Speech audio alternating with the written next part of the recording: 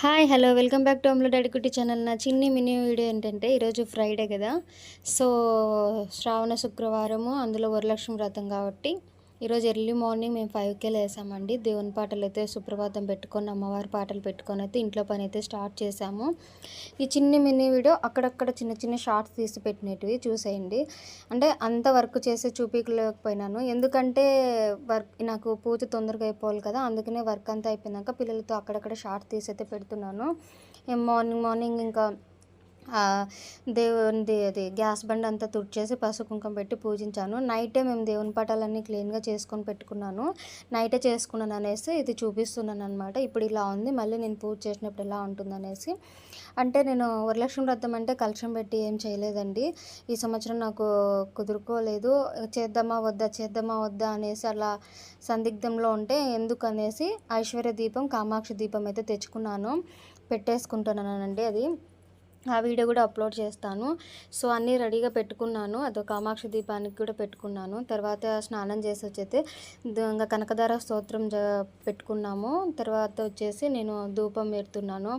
కడపాన్ పోయడము, ముగ్గులు, పసుపు రాయడము, బొట్లు పెట్టుకోవడము, ఇంకా ధూపం పెట్టుకోవడం, ఇంకొకరు స్నానం చేయడం, అమ్మవారి పాదాలన్నీ వేసానండి. అన్నీ చూసేయండి.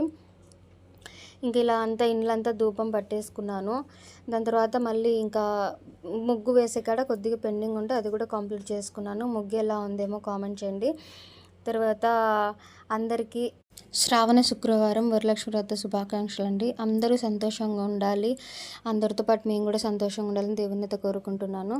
సో చూడండి, నేనైతే అమ్మవారికి ఎర్రమట్టితో మూసి ముగ్గులు, అమ్మవారి పాదాలని వేసేసాను. తర్వాత వచ్చేసి నిమ్మకాయ అయితే ఇటు సైడ్ 3 అటు సైడ్ 3 తీసేసి నిమ్మకాయ అయితే కోసేసి పసుపు కుంకుమ పెట్టానండి.